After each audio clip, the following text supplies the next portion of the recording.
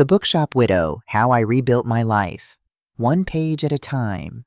Before we begin, if you enjoy stories about resilience, second chances, and the healing power of community, please hit that like button and subscribe. Your support helps me bring more stories like this to life. Now let's dive in. I found the letter on a Tuesday. It was tucked inside a worn copy of The Great Gatsby, wedged between page 73 and 74, right where Gatsby reaches for the green light across the water. The paper was cream-colored expensive, the kind you buy when words matter. The handwriting was delicate feminine, slanted to the right, like it was leaning into something. Dear David, I'll wait for you, even if it takes forever. You know where to find me. A. My hands trembled. The book slipped from my fingers and hit the hardwood floor with a sound like a gunshot in the empty room. David had been dead for 8 months, 2 weeks and 5 days, and I had no idea who A was. Eddie. The rain started that afternoon the way it always does in Seattle. Not a storm, just a persistent drizzle that turns the city gray and soft around the edges. I stood in the middle of what used to be David's study, now just a room full of boxes I couldn't bear to unpack, and stared at the letter in my hand. My daughter Sophia was at school. The house was silent except for the rain tapping against the window and the occasional creak of old floorboards settling. I read the letter again and again. I'll wait for you, even if it takes forever. Forever. As if time meant nothing. As if death was just a delay. I wanted to rip it apart. I wanted to burn it. Instead, I folded it carefully and slipped it into my pocket where it sat like a stone against my hip. People think grief is about missing someone. That's only part of it.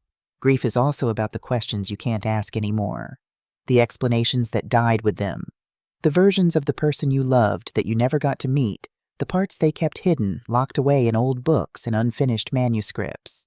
David Moretti had been my husband for 11 years. We met at a literary event in Portland when I was 25 and working as a junior editor at a small publishing house. He was 27, an architect who sketched buildings on cocktail napkins and quoted Neruda when he'd had too much wine.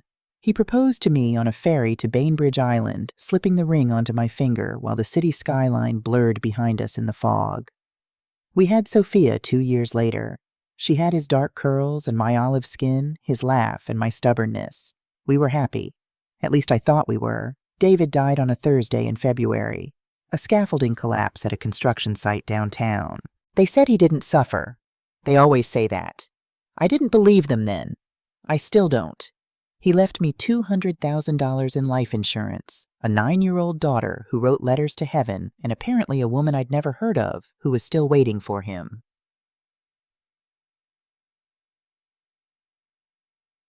I didn't tell anyone about the letter.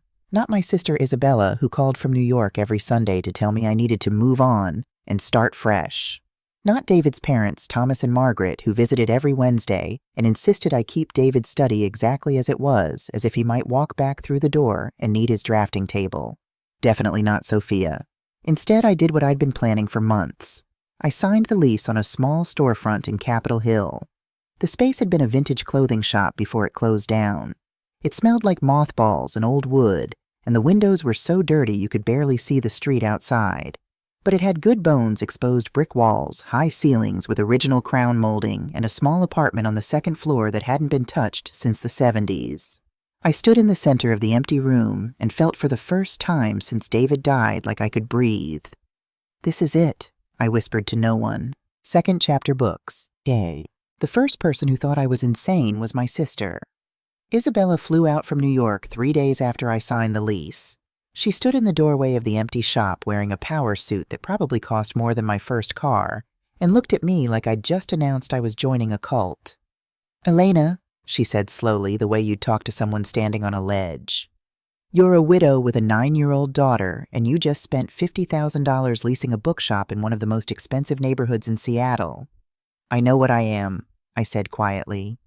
"Do you—" She stepped inside her heels, clicking on the dusty floor. "Because from where I'm standing, you look like someone running away from their life." "I'm not running away. I'm starting over." "There's a difference." I turned to face her. Isabella was 3 years older than me, taller, sharper, more successful in every measurable way. She was a divorce attorney who'd been married and divorced twice. She didn't believe in second chances. She believed in cutting losses and moving forward. David and I always talked about opening a bookshop, I said. Back when we first met. Before Sophia, before the mortgage, before everything got so safe. David's dead, Elena. The words hit me like a slap. I flinched. Isabella's expression softened just a fraction. I'm sorry, but it's true. David's gone and you're here, and you have to think about Sophia. What happens when this place fails? What happens when the money runs out? It won't fail. You don't know that.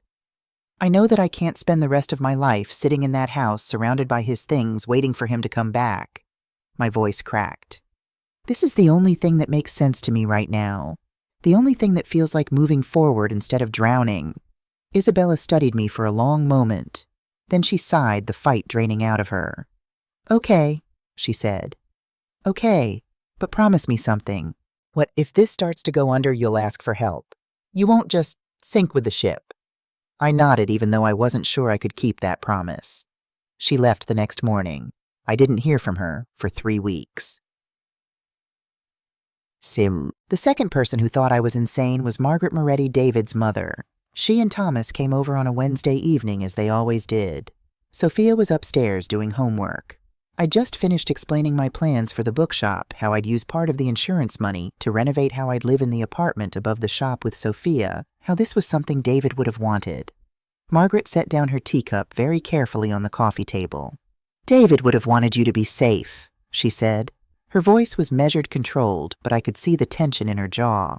He would have wanted Sophia to have stability. She'll have stability, I said. We'll be together. We'll have a home. Above a shop, Thomas interjected. He was a retired engineer, a man who believed in blueprints and load-bearing walls and things you could measure. Elena, have you thought this through? The financial risk alone. I've thought it through. Have you thought about what David would say? The question hung in the air between us.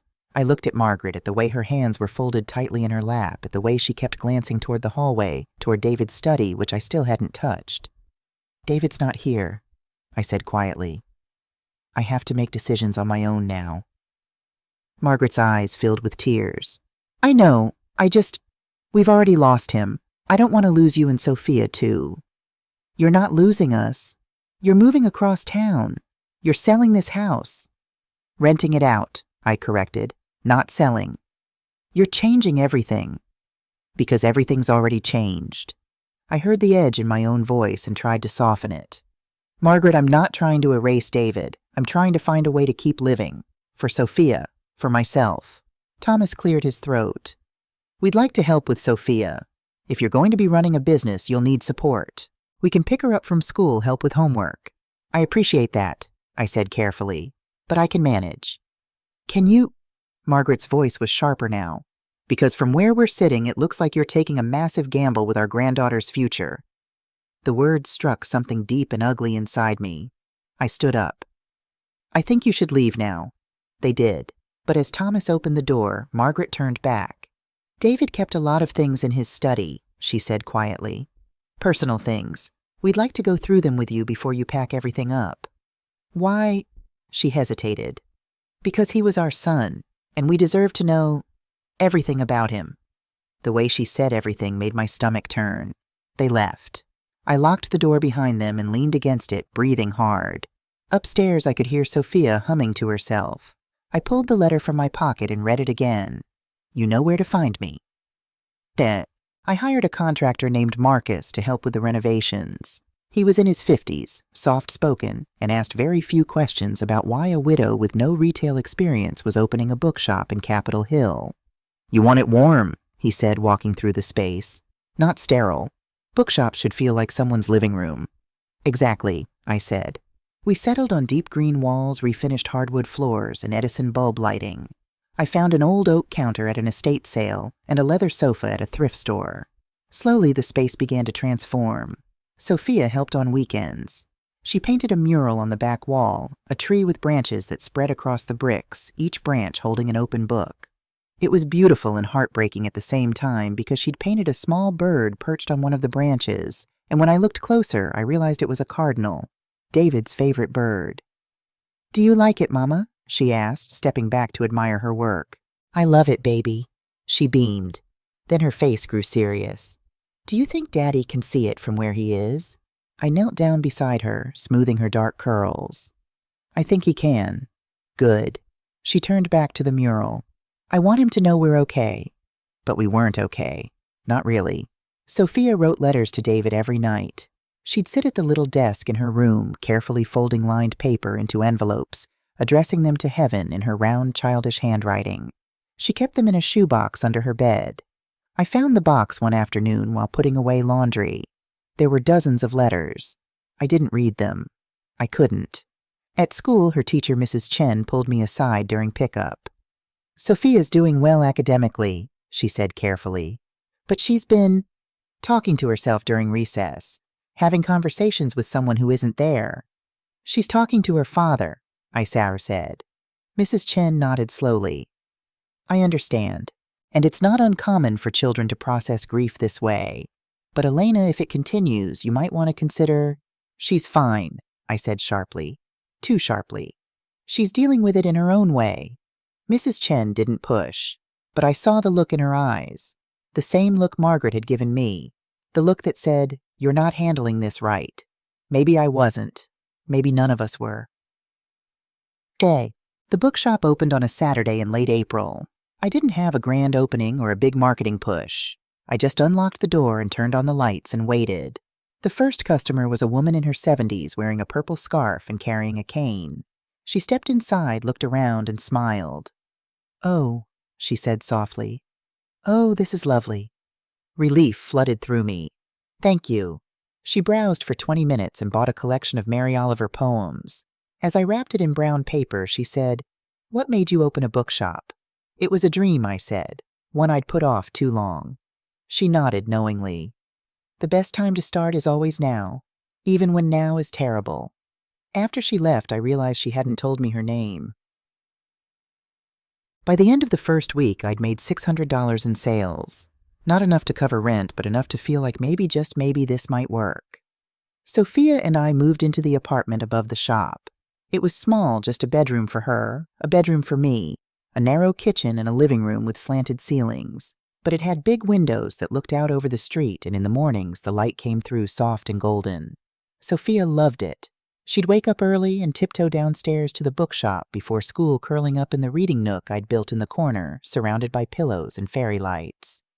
"It's like living in a library," she said one morning, her voice full of wonder. "Is that a good thing?" She looked at me like I'd asked the most ridiculous question in the world. "It's the best thing, Mama." The letter stayed in my pocket. I carried it everywhere. At night, when Sophia was asleep, I'd sit at David's old desk, the one I'd moved into my bedroom, and pull out the manuscript I'd found tucked in the back of his closet.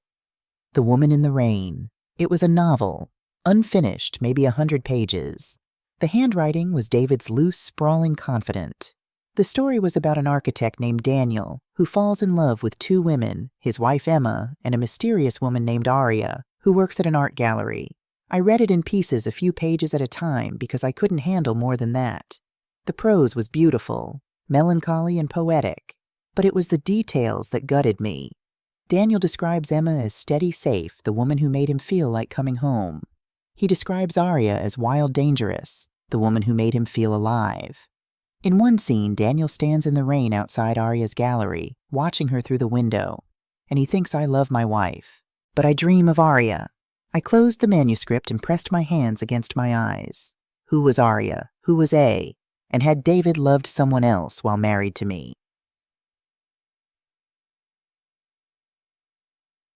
I decided to find out.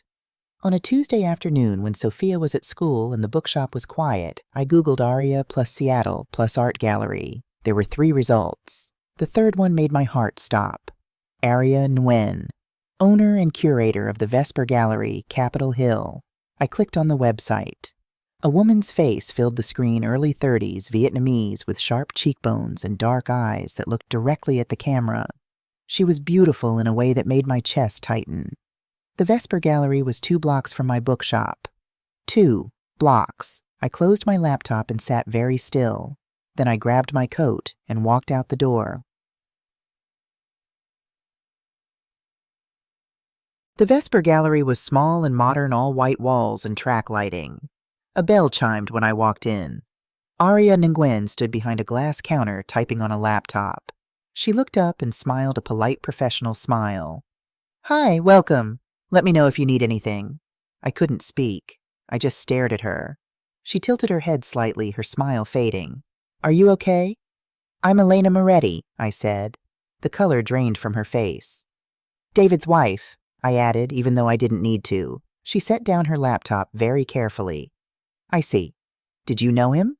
A long pause. Then quietly, "Yes." "How?"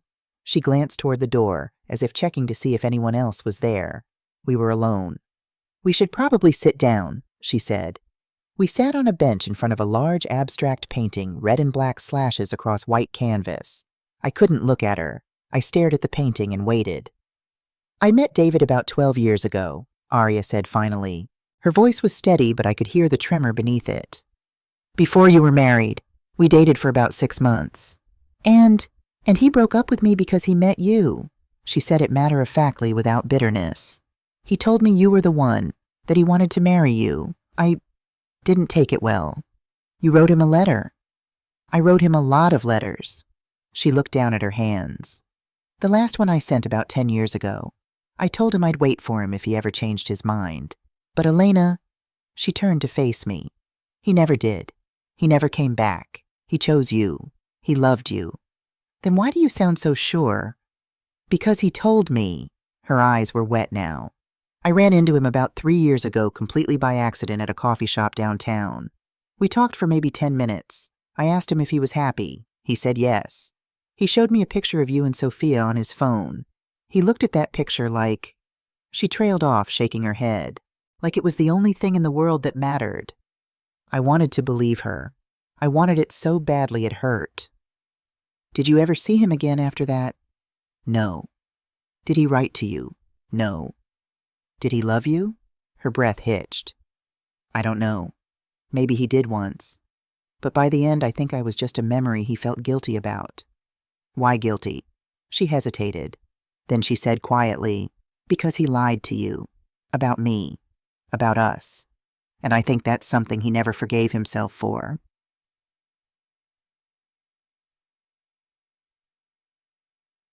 I left the gallery and walked home in a daze. The rain had started again, turning the streets slick and reflective. I thought about David standing outside this gallery 12 years ago, watching Aria through the window. I thought about him meeting me at that literary event in Portland just weeks later. I thought about the manuscript I Love My Wife. But I dream of Aria. Had he been writing about himself? Had he married me while still in love with someone else? Back at the bookshop, I locked the door and climbed the stairs to the apartment. Sophia was at Margaret and Thomas's for the afternoon. I was alone. I pulled out the manuscript and read it all the way through. In the final scene, Daniel stands at Emma's bedside. She's dying of cancer. He holds her hand and tells her he's sorry. For what she asks. For not being brave enough to tell you the truth, he says. What truth, she asks. And then the page ends. Unfinished. I turned the page over. On the back, in David's handwriting, was a single line. "Forgive me, E. I was never brave enough to tell you the truth. But I loved you. I always did." The E stood for Elena. Or maybe it stood for Emma. Or maybe David had never known the difference. I sat on the floor of my bedroom and cried until I couldn't breathe. The next morning I woke up and made a decision. I couldn't undo the past. I couldn't ask David the questions I needed answers to. But I could control what happened next. I took the manuscript and the letter and locked them in a drawer. I didn't burn them. I didn't throw them away. But I stopped carrying them in my pocket. Then I went downstairs, unlocked the bookshop, and opened for business. A man walked in around 10 o'clock. He was tall, maybe early 40s, with graying hair and wire-rimmed glasses. He wore a tweed jacket that looked like it had seen better days and carried a leather messenger bag that was even more worn. He moved through the shop slowly, carefully running his fingers along the spines of books like he was greeting old friends. "Can I help you find something?" I asked. He looked up, startled, as if he'd forgotten anyone else was there. "I'm looking for a first edition of Shirley Jackson's The Haunting of Hill House," he said. His voice was quiet, thoughtful. "Do you carry rare books?" "Not yet, but I can order it for you." That would be wonderful. He smiled and it changed his entire face, softened. It made him look younger. I'm Julian, by the way. Julian Cross. Elena Moretti. Beautiful name. He glanced around the shop. This place is new, isn't it? Opened 2 weeks ago. It feels... He paused, searching for the word. Honest, like someone actually cares about books here. I do, I said. I can tell. He stayed for another hour, browsing the poetry section, occasionally pulling out a book and reading a few lines. I watched him from behind the counter. There was something calming about his presence, something that didn't demand anything from me. Before he left, he bought 3 books, a collection of Emily Dickinson poems, a worn copy of Wuthering Heights, and a book on Gothic architecture. Are you an architect? I asked as I wrapped them. Professor, actually. Literature. I teach at UW. Gothic literature. He looked surprised. How did you guess? I gestured to his selections. The books give you away. He laughed. I suppose they do. At the door, he turned back. Your husband must have been a good man. This bookshop, it feels like something he would have dreamed of. My breath caught. Why do you say that? He shrugged. Just a feeling. The way you talk about books like they're sacred. That's not something you learn. It's something someone teaches you. And then he was gone. I stood frozen in the middle of the shop, his words echoing in my head. Your husband must have been a good man. How did Julian know I had a husband? How did he know David was dead? I hadn't been wearing my wedding ring. I hadn't mentioned David at all. A chill ran down my spine. I walked to the window and watched Julian disappear down the street, his messenger bag bouncing against his hip. Maybe it had just been a lucky guess. Or maybe something else was happening here, something I didn't understand yet.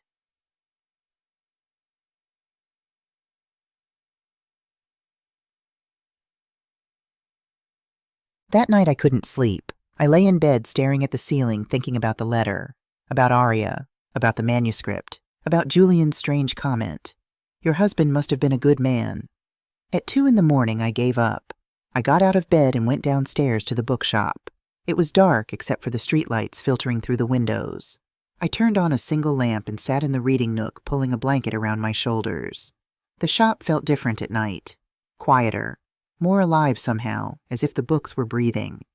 I closed my eyes and whispered into the darkness. David, if you're out there, if you can hear me, I need to know the truth. Who were you? Who was I to you? And what am I supposed to do now?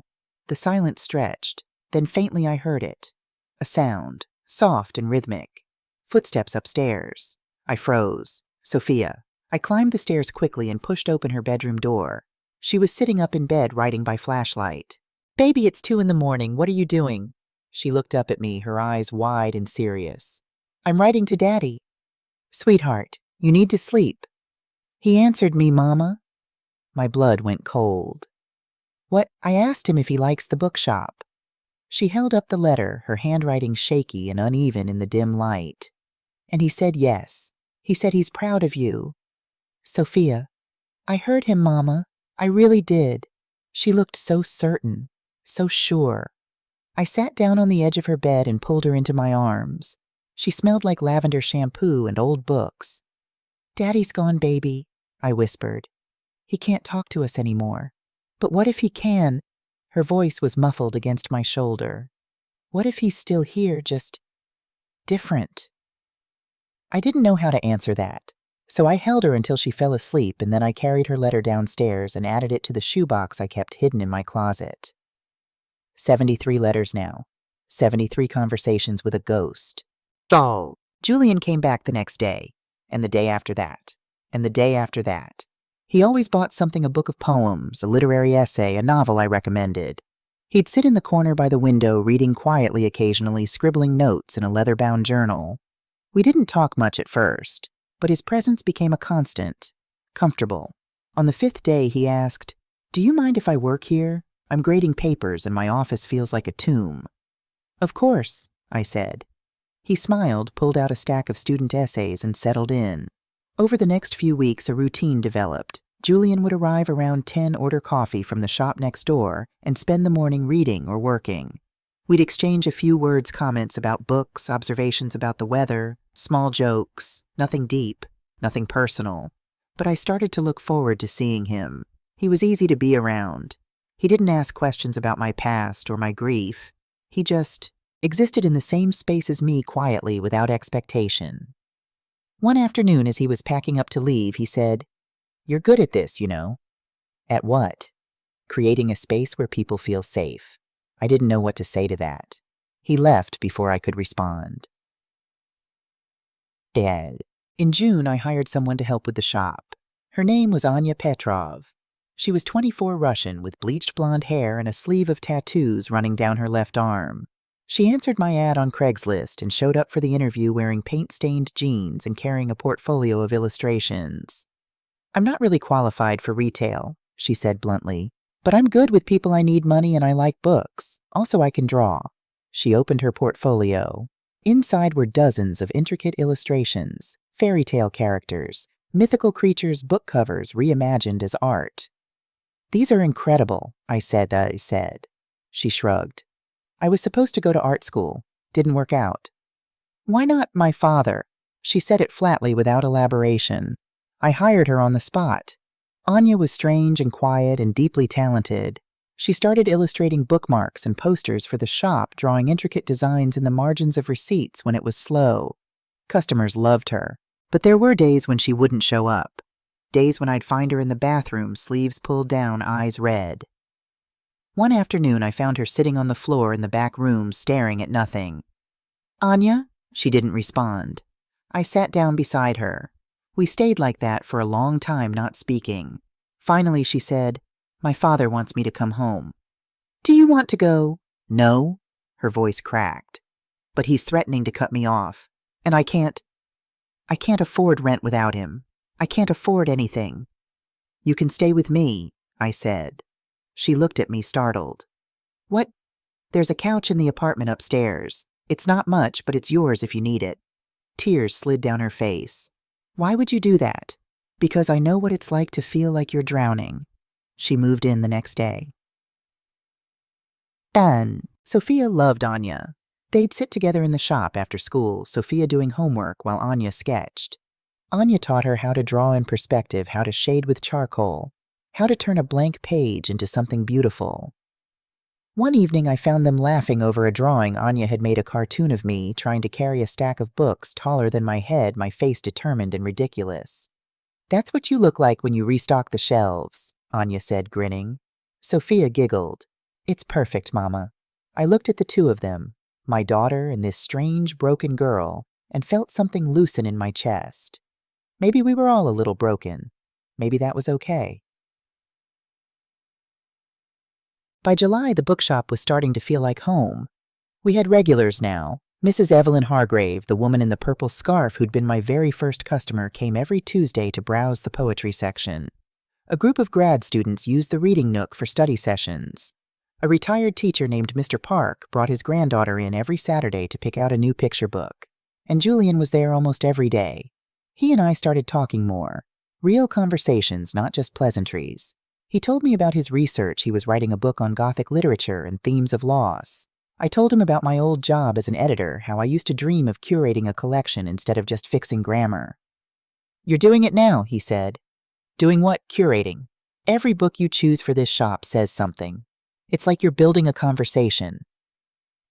I thought about that for a long time after he left. One afternoon, Julian asked, "Have you always loved books?" "My whole life," I said. "When I was a kid, I'd hide in the library during recess. Books were safer than people." "I understand that." He paused. "Books don't leave." Something in the way he said it made me look at him more closely. "Did someone leave you?" I asked. He glanced away. "My wife, 3 years ago. Divorce, cancer." The word hung in the air between us. "I'm sorry," I said quietly. "So am I." He looked back at me. "Her name was Anne. She was a painter. She used to work at a gallery a few blocks from here." My heart skipped. "Which one?" "The Vesper." I went very still. "Did you know her?" Julian asked. "No," I lied. I know the gallery." He nodded, but something in his expression told me he didn't quite believe me. We didn't talk about it again, but that night I lay in bed and thought about Arian and Gwen and Julian's wife Anne, and the letter signed A, and I wondered if I was losing my mind, or if the universe was trying to tell me something. August came with heat unusual for Seattle. The bookshop became a refuge from the sun, cool and dim, with fans circulating the smell of old paper and coffee. Business was good. Not great, but steady. Enough to pay rent and keep the lights on. Enough to feel like maybe I wasn't failing. Sophia started summer day camp at the community center 3 blocks away. Every morning I'd walk her there, and every afternoon she'd burst back into the bookshop with stories about Capture the Flag and friendship bracelets, and a boy named Marcus who ate glue. She seemed happy, or at least she seemed less sad. The letters to David continued, but less frequently now, once a week instead of every night. Progress, I told myself. She was healing, but I wasn't sure if I was. Julian's visits became the structure of my days. He'd arrive at 10 with 2 coffees, 1 black for him, 1 with too much cream for me. We'd talk while I opened the register and he'd settled into his corner. Small talk at first, then deeper conversations. He told me about his childhood in Boston, his mother who taught English literature, his father who wanted him to be a lawyer. He told me about meeting Anne at a gallery opening, how she'd been standing in front of a painting of a stormy ocean, and he'd said something stupid about romantic symbolism, and she'd laughed at him. She had this laugh, he said quietly, like wind chimes. I fell in love with her laugh before I even knew her name. How long were you married? 8 years. He stared into his coffee. She was diagnosed 6 months after our wedding. We had 7.5 years of appointments and treatments and hope and terror. And then we had 6 months of goodbyes. I'm sorry. Everyone's sorry. He looked up at me. But no one knows what to do with grief. It makes people uncomfortable. So they avoid you. Or they tell you to move on. As if grief is something you can schedule around. Yes, I said, Ed. Exactly. It was the first time someone had put words to what I'd been feeling for 8 months.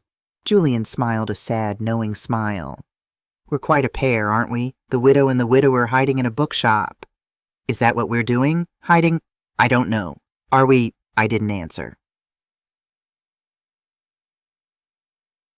One afternoon, Mrs. Evelyn Hargrave stayed after closing time. I was restocking the poetry section when I noticed her still sitting in the reading nook, a book of Mary Oliver poems open in her lap, but her eyes were closed. Mrs. Hargrave, are you all right? She opened her eyes slowly. I'm old, dear. I'm never entirely all right. I laughed despite myself. Can I get you anything water tea? Sit with me for a moment. I sat. She studied my face for a long time. Then she said, You're carrying something heavy. I can see it in the way you move, like you're walking through water. I looked down at my hands. My husband died 8 months ago. I know. I've seen you wearing grief like a coat. Does it get lighter? No, she said. You just get stronger. She closed the book of poems and handed it to me. Read the one on page 47, tonight, when you're alone. I glanced at the page. The poem was called The Journey. Thank you, I said. She stood slowly leaning on her cane. Julian is a good man, but he's also grieving. Be careful with each other. Grief makes us fragile in ways we don't always recognize. Julian and I are just friends, she smiled. Of course you are, dear. After she left, I read the poem. One day you finally knew what you had to do and began, though the voices around you kept shouting their bad advice. I read it 3 times. Then I put the book in my bag and took it home. The next morning, Julian didn't come to the bookshop, or the day after that. By the 3rd day, I was irrationally worried. Had I said something wrong? Had he decided he was done with this place with me? On the 4th day, he finally appeared. He looked terrible. Unshaven eyes, red-rimmed, his shirt wrinkled like he'd slept in it. Julian, I'm sorry, he said quickly. I should have called. I couldn't. What happened? He set his messenger bag down carefully as if it weighed 1,000 pounds. It was Anne's birthday, August 15th. I always fall apart on her birthday. Oh, Julian. I drove to the cemetery, spent 2 days there just talking to her, telling her about my research about the book I'm writing about. He stopped. About you. My breath caught. About me. I told her I met someone who understands, someone who doesn't look at me like I'm broken. He met my eyes. And then I felt guilty for being happy, for even a moment. I walked around the counter and stood in front of him. Julian, you're allowed to be happy. Am I because it feels like a betrayal? It's not. How do you know? Because if David were here, he'd want me to be happy too. Even if it hurts. Even if it feels impossible. Julian's eyes filled with tears. I miss her so much. I know. We stood there for a long moment. Then, without thinking, I hugged him. He went rigid at first, surprised. Then he melted into it, his arms wrapping around me, his face pressed against my shoulder. We stayed like that until the bell over the door chimed. We broke apart quickly. A young woman walked in. She was striking tall with dark hair pulled into a bun, wearing a paint-splattered apron. She looked around the shop, then at Julian, then at me. Sorry, she said. Am I interrupting something? No, I said quickly. Too quickly. Can I help you? I'm looking for art books, techniques theory, that sort of thing. Back corner left side. She nodded and disappeared into the stacks. Julian cleared his throat. I should go. Julian, wait. I'll see you tomorrow, Elena. He left before I could stop him. The young woman emerged a few minutes later with 3 books on oil painting. As I rang her up, she said, Your boyfriend seems nice. He's not my boyfriend. She raised an eyebrow. Could have fooled me. After she left, I stood alone in the empty shop and wondered if she was right. That night I couldn't sleep again. I kept thinking about Julian's words I told her about you. What had he said? That I was a friend? A confidant? Something more. And what did I want him to be? I got out of bed and pulled David's manuscript from the drawer. I read it again front to back, searching for answers I'd never find. In the story, Daniel wrestles with his feelings for Arya while married to Emma. He loves Emma, he says so repeatedly. But Arya represents something else. Freedom, possibility, a life not yet chosen. On the last written page, Daniel thinks, maybe we don't get to have both. Maybe love is always a choice. And maybe I've already made mine. But David hadn't finished the story. I didn't know who Daniel chose. I didn't know who David would have chosen. I closed the manuscript and pulled out the letter from A. I'll wait for you even if it takes forever. You know where to find me. Tomorrow, I decided. Tomorrow I'd go back to the Vesper Gallery and demand real answers from Arya and Gwyn. But the next day, Arya came to me. She walked into the bookshop just after lunch wearing jeans and a white t-shirt, her hair down.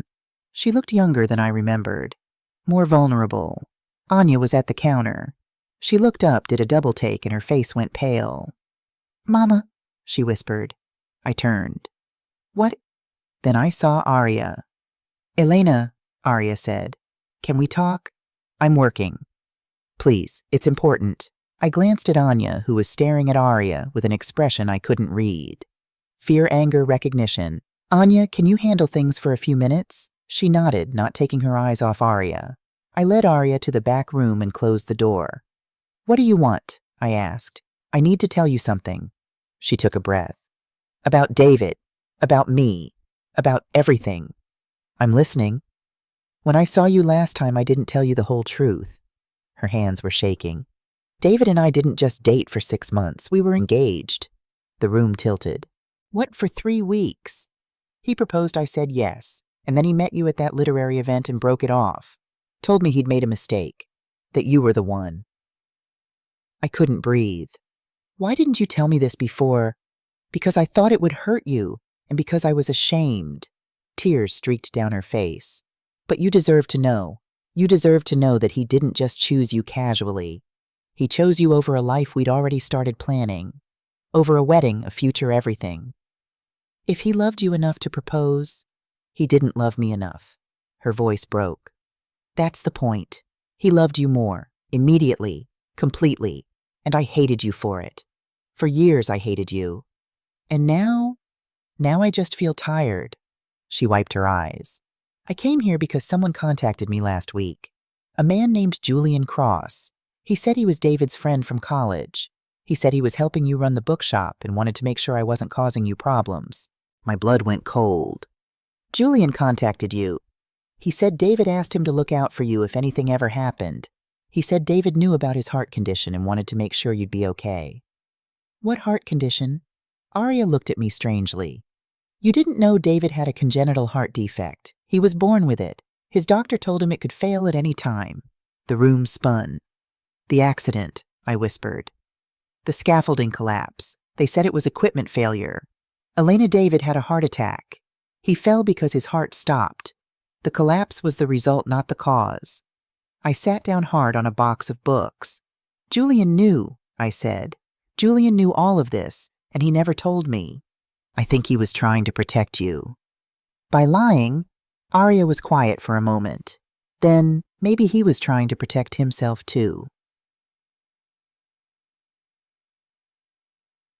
After Arya left, I walked back into the shop in a daze. Anya was at the counter sketching furiously in her notebook. She didn't look up. Anya, don't. Don't what? Don't ask me if I'm okay. I'm not. Do you know Arya? She slammed her sketchbook shut. That's the woman my father had an affair with 5 years ago. She's the reason my parents divorced. She's the reason my mother drinks and my father became what he is. My stomach dropped. Your father is Viktor Petrov, yes. Anya's voice was bitter. Arya worked at his gallery before she opened her own. They had a thing. It ended badly. And now she's here in your shop talking to you like she's some kind of victim. Anya, I don't want to hear it. She grabbed her bag. I'm taking the rest of the day off. She left before I could stop her. I stood alone in the bookshop, surrounded by books and silence, and felt the ground crumbling beneath my feet. David had a heart condition. He knew he might die young. He asked Julian to watch over me. Julian had been lying to me from the start. And Aryan Wynn wasn't just David's ex-fiancée. She was the woman who destroyed Anya's family. That evening, Julian came to the shop. I was closing up when he walked in carrying a bouquet of wildflowers. Peace offering, he said, holding them out, for disappearing on you. I didn't take them. Elena, what's wrong? You lied to me. His face went pale. What are you talking about? David? His heart condition? The fact that you were his friend from college and he asked you to watch over me? The fact that you didn't just happen to walk into this bookshop? You came here on purpose. He set the flowers down slowly on the counter. Who told you? Does it matter? Yes, because context matters. Then give me context, Julian. Explain to me why you've been lying to my face for months. He took a breath. David and I were roommates freshman year at UW. We stayed close after graduation. When he met you, he called me and said, I just met the woman I'm going to marry. I'd never heard him sound like that before. So happy, so sure. And after you got married, after Sophia was born, we lost touch. Just life, you know. But 3 years ago, he called me out of nowhere. Told me about his heart. Told me the doctor said it could happen any time, a month, a year, a decade. He was terrified, Elena. Not of dying. Of leaving you and Sophia alone. My eyes burned. He made me promise that if anything happened, I'd check on you. Make sure you were okay. I said yes because I thought I'd never have to actually do it. And then, his voice broke. And then he died. And I found out you'd opened this bookshop and I thought, okay, I'll stop by once, just to make sure she's all right. But you stayed. Because you were drowning and I recognized it. Because I knew what it felt like. Because he stopped. Because being around you made me feel less alone. You should have told me. I know. You let me think you were a stranger. I know. You lied. I know. His voice rose, then broke. I know, Elena, and I'm sorry. But if I'd told you the truth from the beginning, you never would have let me stay. You would have seen me as David's ghost, not as myself. And I needed you to see me. I stared at him. Why? Because I'm in love with you. The words hung in the air between us. No, I whispered. Yes. You can't be. We barely know each other. I know you take your coffee with too much cream. I know you shelve books by color when you're anxious. I know you hum when you think no one's listening. I know Sophia writes letters to David and you keep them in a shoebox in your closet. I know you're terrified you're failing her. I know you read David's manuscript at night and cry. His voice softened. I know you, Elena, and I love you. You love a ghost, I said. You love Anne, and you're projecting. Don't. He stepped closer. Don't diminish this. I loved Anne. I will always love Anne. But she's gone, and you're here. And for the first time in 3 years, I don't feel like I'm drowning. I wanted to believe him. I wanted it so badly. But all I could think about was David proposing to Aria and then meeting me and changing his mind. All I could think about was how Julian had been lying to me from the very first day. I need you to leave, I said. Elena, please. He looked at me for a long moment. Then he nodded. I'm sorry, he said quietly, for everything. He walked out. I locked the door behind him and stood in the empty bookshop and wondered if I'd just made a terrible mistake. That night I called Isabella. She answered on the third ring, her voice sharp with concern. Elena, it's 11 o'clock. What's wrong? How do you know when you're making a mistake versus protecting yourself? A pause, then what happened? I told her everything, about David's manuscript, about Aria, about Julian's confession. When I finished, Isabella was quiet for a long time. Well, she said finally, that's a lot. I know. Do you love him? I don't know. Maybe. But how can I trust him when he lied to me? Elena, everyone lies. I've been a divorce attorney for 15 years. You know what I've learned? People lie because they're scared, and usually they're scared of losing something that matters. That doesn't make it okay. No, but it makes it human, she sighed. Look, I don't know this Julian guy, but I know you, and I know you're terrified of letting anyone in because you're still in love with David. Or maybe you're in love with the idea of David. But either way, you're stuck. I'm not stuck. You're running a bookshop your dead husband maybe wanted, raising a daughter who writes letters to heaven and pushing away a man who actually sees you. That's the definition of stuck. I closed my eyes. What should I do? Figure out what you want. Not what David would have wanted. Not what's safe. What you want. And if I don't know, then you'll figure it out. That's what second chances are for. After we hung up, I climbed the stairs to the apartment and checked on Sophia. She was asleep, curled around her stuffed rabbit, her dark curls spread across the pillow. I kissed her forehead and whispered, I'm trying, baby. I'm really trying. Then I went to my room and pulled out the manuscript one more time. I read the last page again. Forgive me, E. I was never brave enough to tell you the truth, but I loved you. I always did. Maybe David hadn't been writing to Emma. Maybe he'd been writing to me all along. Jadi. The next morning, I made a decision. I called Thomas and Margaret and asked them to pick up Sophia after camp. Then I closed the bookshop early and took the bus across town to Green Lake. David was buried in a small cemetery overlooking the water. I hadn't been back since the funeral. I found his grave easily. The headstone was simple David Moretti, beloved husband and father. I sat down on the grass beside it. Hi, I said. Sorry it took me so long to visit. I've been busy. The wind rustled through the trees. A jogger passed by on the path below. I found your manuscript, I continued, and the letter from Aria. I know about the engagement. I know about your heart. I know you asked Julian to look after me. I pulled a blade of grass and twisted it between my fingers. I'm angry at you, for lying, for keeping secrets, for leaving me with all these questions and no answers. My voice cracked. But I'm also grateful, because you loved me, and you gave me Sophia, and you gave me this life even if it's not the one we planned. I wiped my eyes. Julian says he loves me. I don't know if I love him back, but I think I want to try. And I need to know that's okay. I need to know you'd forgive me for moving on. The wind picked up. A cardinal landed on a branch above me, bright red against the green leaves. David's favorite bird. It sang 3 notes, then flew away. I watched it disappear into the sky. Okay, I whispered. I'll take that as a yes. I went back to the bookshop and found Julian waiting on the front steps. He stood when he saw me. I know you said to leave, but I couldn't. Not without— I went to visit David, I said. He went very still. And I think he'd want me to be happy. Elena, I'm not ready for this, for you, for whatever this is, but I want to try. Can you be patient with me? He stepped closer. I can wait, even if it takes forever. I recognized the words from Aria's letter and smiled despite myself. Don't wait forever, I said. Just wait a little while. He reached out slowly, carefully, and took my hand. We stood there on the sidewalk in front of the bookshop, holding hands like tentative teenagers, and it felt like the beginning of something new. Bam! But the universe wasn't done with me yet.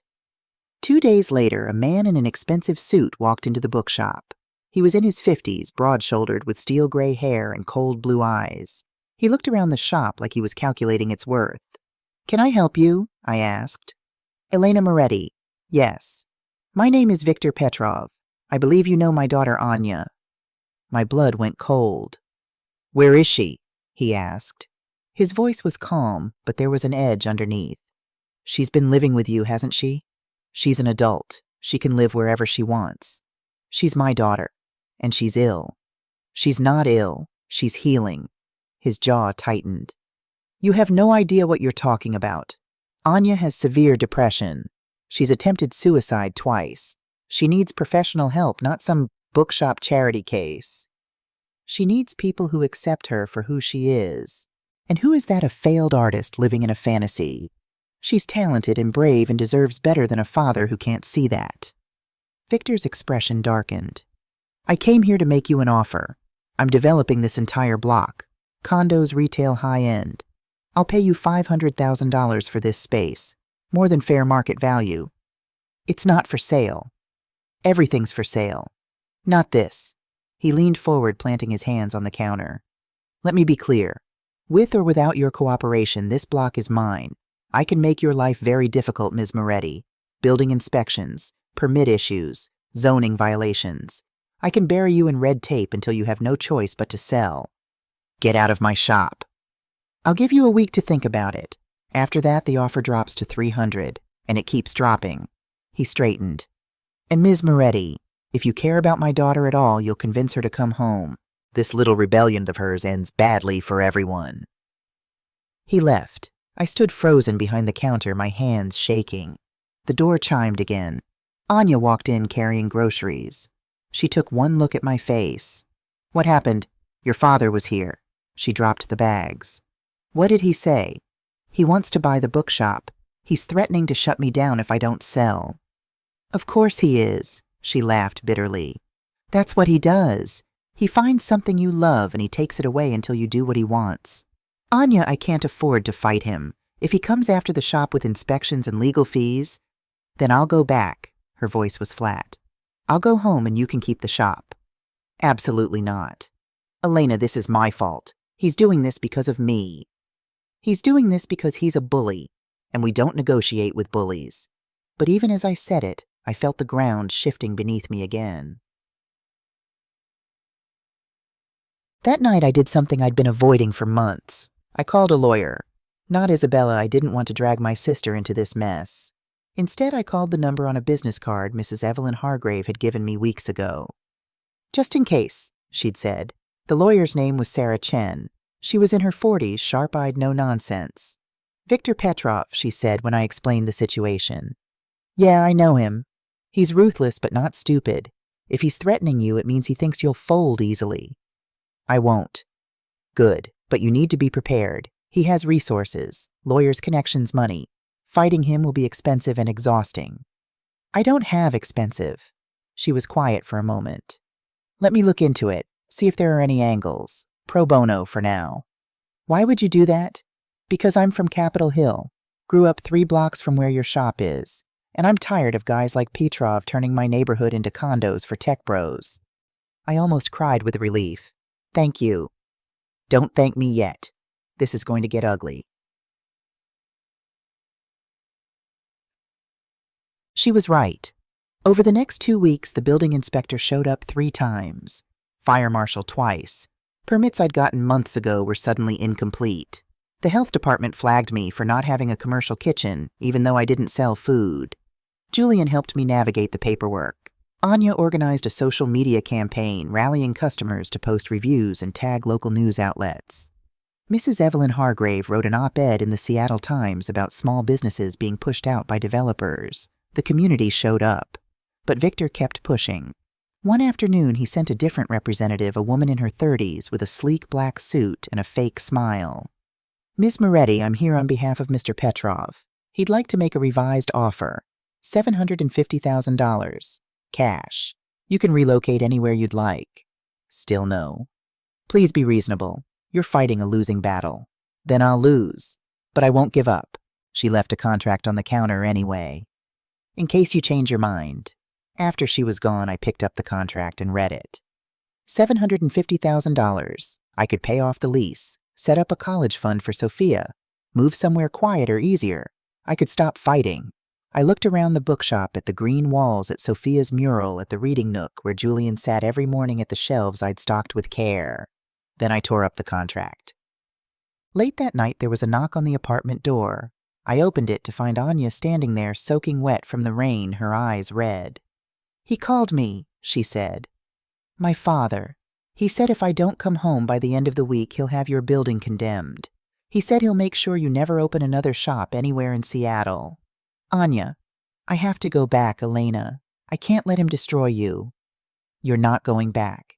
"You don't get to decide that. Neither does he." We stood there in the hallway, both of us shaking. Finally, Anya whispered, "Why are you doing this? Why are you fighting so hard for me?"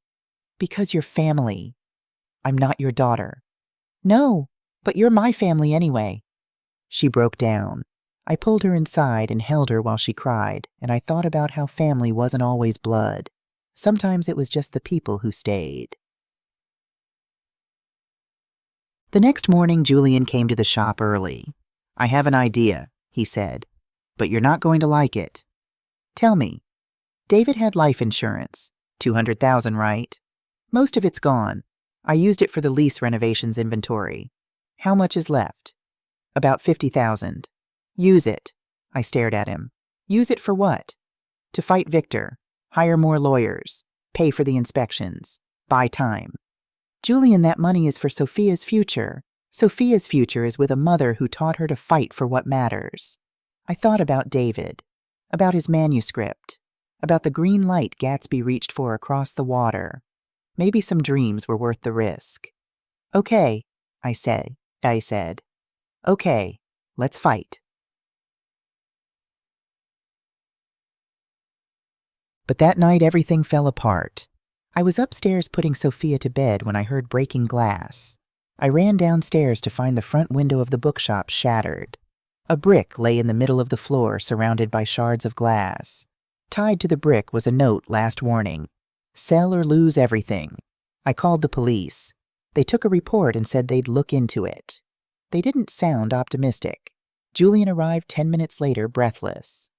"I saw the police cars. What happened?" I showed him the brick. His face went pale with rage. "I'm going to kill him. Julian, he can't do this. He can't terrorize you. He can do whatever he wants. That's the problem." I sank down onto the floor in the middle of the broken glass. Julian sat beside me. We didn't speak. Upstairs, I could hear Sophia crying. The morning after the brick came through my window, I woke up with a decision already made. I couldn't keep fighting Viktor Petrov. Not because I didn't want to, but because I couldn't risk Sophia's safety. The brick had been a warning. Next time it might be worse. I called Sarah Chen, the lawyer. "I'm going to sell," I told her. "Elena, we're making progress. The media attention is working. City Council is asking questions about Petrov's development plans. Someone threw a brick through my window last night, with my daughter upstairs." Silence. "I understand," she said finally. "I'll contact his lawyers and set up a meeting." After I hung up, I sat in the empty bookshop and cried. Julian found me there an hour later. "I heard," he said quietly, sitting beside me on the floor. "Sarah called me. I have to protect Sophia." "I know. This isn't giving up. It's being realistic. I know." "Then why do I feel like I'm failing?" He took my hand. "Because you're brave, and brave people always feel like cowards when they make the smart choice." I leaned against his shoulder. "I hate this." "I know." We sat like that until Sophia came downstairs dressed for camp, her backpack already on. She looked at the boarded-up window. "Did someone break it?" "Yes, baby." "Why?" "Because sometimes people are mean." She studied the broken glass, her face serious. Then she said, "Daddy wouldn't let them do this." My throat tightened. "Daddy's not here, sweetheart." "But we are." She looked at me with David's eyes. "And we don't give up." You told me that. Remember when I wanted to quit piano, you said Moretti's don't quit. I'd forgotten I'd said that. This is different. No, it's not. Her voice was firm, small but firm. You made this place for us, for me, and I love it here. I don't want to leave. Julian squeezed my hand. I looked at my daughter, this fierce, stubborn, heartbroken girl, and felt something shift inside me.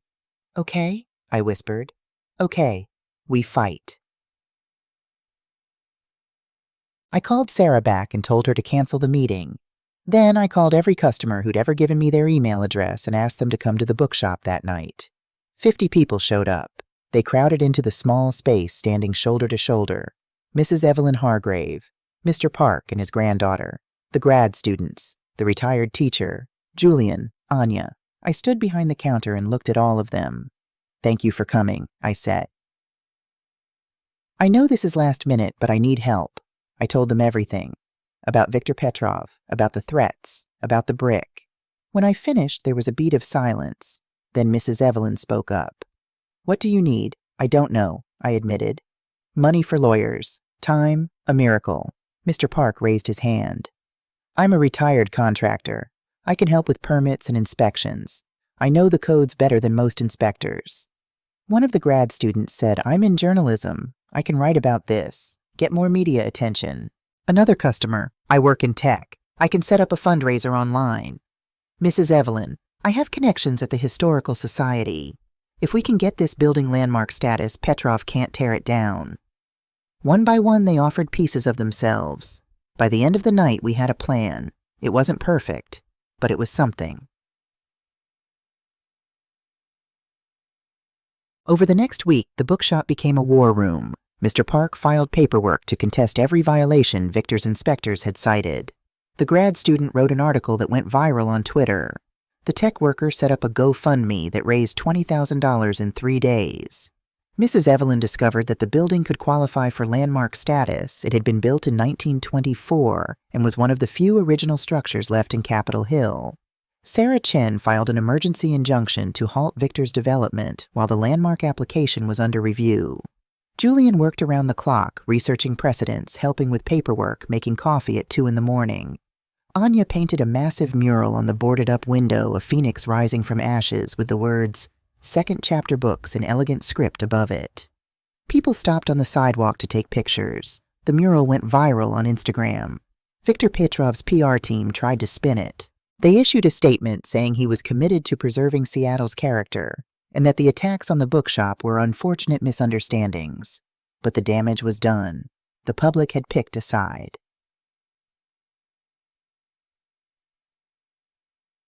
On a Thursday afternoon, 2 weeks after the brick, Viktor Petrov himself walked into the bookshop. Anya was at the counter. When she saw him, she froze. Anya, he said. His voice was softer than I'd ever heard it. Please, we need to talk.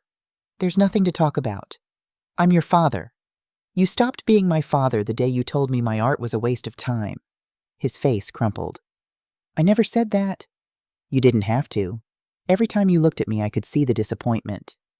I stepped out from the back room. Mr. Petrov, I'm going to have to ask you to leave. He turned to me. The coldness was gone from his eyes. He just looked tired. I came to apologize, he said, for the brick, for the threats. I didn't throw that brick. I would never. He stopped. But I'm responsible. My lawyers, my people, they went too far, and I let them because I was angry. Angry about what? He looked at Anya. About losing my daughter. Anya's eyes filled with tears. You never lost me. You pushed me away. I know. His voice broke. I know. And I'm sorry. I thought if I made your life hard enough, you'd come back. You'd realize you needed me. But all I did was prove that you're better off without me. Dad, I'm withdrawing the development plans, he said. I'm pulling out of Capitol Hill. The bookshop is safe. I couldn't believe what I was hearing. Why? He looked at the phoenix mural on the window. Because my daughter painted that, and it's the most beautiful thing I've ever seen. Anya ran to him. He caught her, held her, and cried into her hair. I'm sorry, he whispered. I'm so sorry. I turned away to give them privacy. Julian was standing in the doorway watching. He smiled at me. "You did it," he said. "We did it." "No, you did.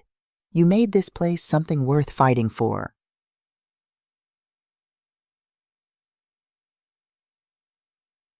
But the victory felt hollow. That night after everyone left, I sat alone in the bookshop and felt the weight of the past months crash down on me. I'd saved the shop, but at what cost I'd spent nearly all of David's insurance money. Sophia was still writing letters to a ghost. Julian had confessed his love, but I didn't know if I could return it. Anya had her father back, but the scars between them ran deep. Nothing was fixed. We were all still broken. I pulled out David's manuscript one more time and read the last page. "Forgive me, E. I was never brave enough to tell you the truth. But I loved you. I always did."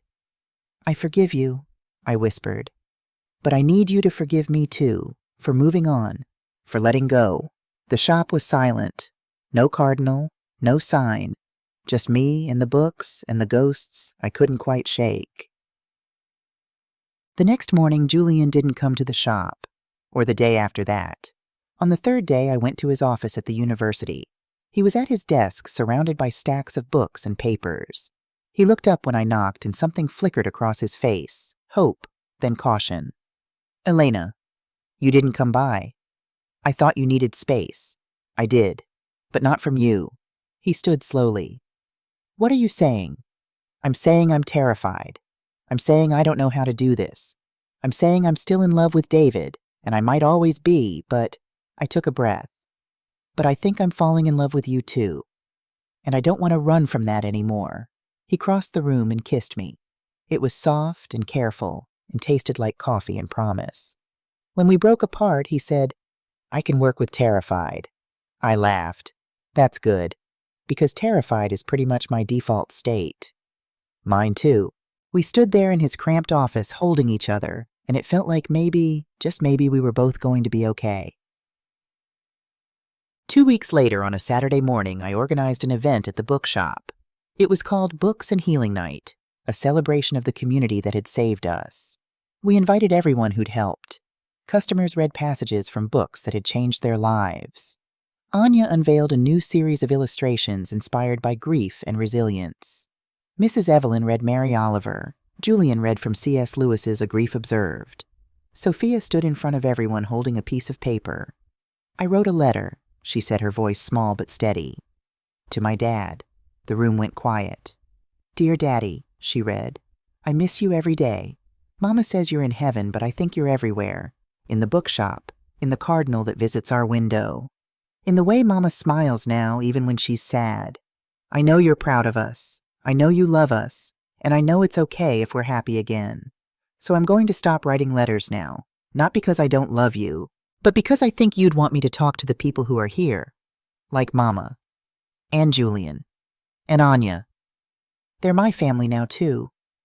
I hope that's okay. I love you, Daddy. Always. Love, Sophia." There wasn't a dry eye in the room. Sophia folded the letter carefully and walked over to me. "Can we do something with this, not put it in the box? Something different?" "What do you want to do?" She thought for a moment. "Can we plant a tree and bury the letter underneath so Daddy can grow with us instead of staying stuck?" I knelt down and pulled her into my arms. "That's the best idea I've ever heard." The next weekend, we planted a tree in the small courtyard behind the bookshop. It was a Japanese maple, David's favorite. Red leaves that would turn gold in the fall. Sophia buried the letter beneath it. Julian helped her pat down the soil. Anya took pictures. Mrs. Evelyn said a prayer. Thomas and Margaret came too. They'd been distant since I'd refused to sell the shop. But when they saw the tree, Margaret started crying. "It's beautiful," she said. "David would have loved it." "I hope so," I said. Thomas put a hand on my shoulder. "We're sorry. For doubting you. For making things harder. You were grieving. We all were." "Are," Margaret corrected gently. "We all still are." "Yes," I agreed. "But we're healing too."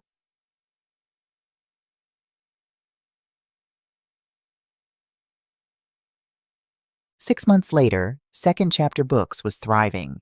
We'd expanded the inventory, added a small cafe corner, started hosting author events and book clubs. Anya became the art director, curating rotating exhibits from local artists. Her illustrations were featured in a gallery downtown. Julian moved into the apartment above the shop with me and Sophia. Not married, we weren't rushing, but together. A family. Sophia stopped writing letters to David. But she talked about him often. And she was laughing again. Really laughing. Viktor Petrov came by once a month to see Anya. Their relationship was still complicated, but they were trying. Mrs. Evelyn passed away in her sleep one Tuesday night. We held a memorial at the Bookshop. Over 100 people came. We read her favorite Mary Oliver poems and toasted her with tea. I missed her, but I also felt grateful.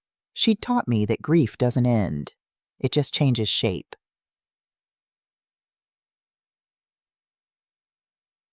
One evening as I was closing up, I found an envelope tucked into the door frame. It was addressed to me in handwriting I didn't recognize. Inside was a letter. Dear Elena, you don't know me, but I knew David. We worked together on the Riverside project 5 years ago. I just heard about second chapter books and wanted to reach out. David talked about you constantly, about your dream of opening a bookshop, about how much he loved watching you read, about how you made him want to be braver. He told me once that if anything ever happened to him, he hoped you'd do it anyway. Open the shop, take the risk, live the life you'd always imagined. I just wanted you to know you did it. You made him proud. Michael Torres. I read the letter 3 times. Then I walked to the back room and pulled David's manuscript from the drawer. I'd kept it all these months, unable to finish it or let it go. Now I sat down and wrote the ending. It took me 2 hours. In my version, Daniel doesn't choose between Emma and Arya. Instead, he realizes the real choice is between fear and courage. He chooses courage. He tells Emma the truth about his past. She's hurt, but she forgives him. They rebuild their marriage stronger and more honest than before. Arya moves on, finding her own happiness. It wasn't a perfect ending, but it was real. I titled the new final chapter Second Chances. Then I sent the manuscript to a small literary press Julian knew. They published it 6 months later. David Moretti's name was on the cover. Mine was in the acknowledgments. It sold modestly, but received beautiful reviews. One critic wrote, "A meditation on love loss and the courage it takes to forgive ourselves." That felt right. On the anniversary of David's death, I went back to the cemetery. Julian offered to come with me, but I said I needed to do it alone. I brought flowers, red roses, his favorite. I sat beside his grave for a long time, not speaking. Finally, I said, "I finished your book. I hope that's okay. I hope I did it justice." The wind rustled the trees. "Sophia planted a tree for you. It's growing so fast. By next year, it'll be taller than her." A bird sang somewhere nearby. Julian asked me to marry him. I said yes, not because I've stopped loving you, but because I've learned I can love more than one person in a lifetime. And I think you'd want that for me. I traced the letters of his name on the headstone. I still miss you, every single day, but I'm not drowning anymore. I'm swimming, and I think you'd be proud of that. I stood to leave. As I walked away, I heard it faint but clear. A cardinal's song. 3 notes. I didn't turn around. I didn't need to. I just smiled. 2 years later, second chapter books had become a Seattle landmark, literally. The Historical Society had granted it protected status, ensuring it would never be torn down. We'd opened a second location in Ballard. Anya managed it. Julian's book on Gothic literature was published. It was dedicated to Anne and to me. For the women who taught me that love doesn't end, it transforms. Sophia was 11 now. She'd stopped painting cardinals. Now she painted phoenixes rising, always rising. She still talked about David, but not with sadness, with love. One Saturday morning, a woman walked into the bookshop carrying a baby. She was in her 20s, nervous, with red-rimmed eyes. "Can I help you?" I asked. "I'm looking for books about grief," she said. "My husband died 3 months ago. I don't know how to do this, how to keep going." I came around the counter and took her hand. "Sit down," I said. "Let me tell you a story." She sat, and I told her about second chapter books, about how I'd built it from ruins and rage and love, about how I'd learned that grief doesn't end, but neither does life, about how sometimes the bravest thing you can do is begin again. She cried. I cried with her. When she left, she bought 3 books: Mary Oliver poems, C.S. Lewis's A Grief Observed, and David's novel. "Thank you," she whispered. "Come back any time," I said. "We're here." That night after the shop closed, Julian and I sat in the reading nook drinking wine and watching the city lights through the window. "Do you ever regret it?" he asked. "Opening this place, everything you went through." I thought about the brick through the window, the threats, the nights I couldn't sleep, the moments I wanted to give up. I thought about David, about Arya, about all the secrets and lies and pain. Then I thought about Sophia laughing, about Anya painting, about the community that had rallied to save us, about Julian's hand in mine. "No," I said, "I don't regret any of it." "Good," he kissed my temple, "because I'm pretty fond of how things turned out." "Me too." We sat in comfortable silence. Outside, it started to rain the familiar Seattle drizzle, but inside the bookshop, surrounded by stories and love and second chances, we were warm. We were home. The end. Epilogue. 5 years later, Elena Moretti-Cross stood in front of a packed auditorium at the Seattle Public Library. She was 51 now, with silver threading through her dark hair. Beside her was her daughter Sophia, now 16, holding a stack of books. They were launching Sophia's first illustrated novel, a story about a girl who plants a tree for her father and learns that love doesn't die, it just grows in new directions. The book was called The Cardinal Tree. Julian sat in the front row, beaming, Anya beside him sketching the scene. In the back, Viktor Petrov sat with his new wife, not Arya, but a quiet woman who taught art at a community college. He was learning. Isabella had flown in from New York. She sat with Thomas and Margaret, who now volunteered at Second Chapter Books every Sunday. Mrs. Evelyn's niece was there too, carrying on her aunt's legacy by donating books to local schools. And in Elena's purse, folded carefully, was the last letter she'd ever written to David. She hadn't sent it anywhere. She didn't need to. It simply said, "Dear David, we made it. We're okay. I hope wherever you are, you're proud. I'll always love you. But I've learned that love doesn't trap us in the past. It propels us forward. Thank you for giving me the courage to begin again. Forever yours, E." Elena smiled at the crowd and began to speak. "This is a story about second chances.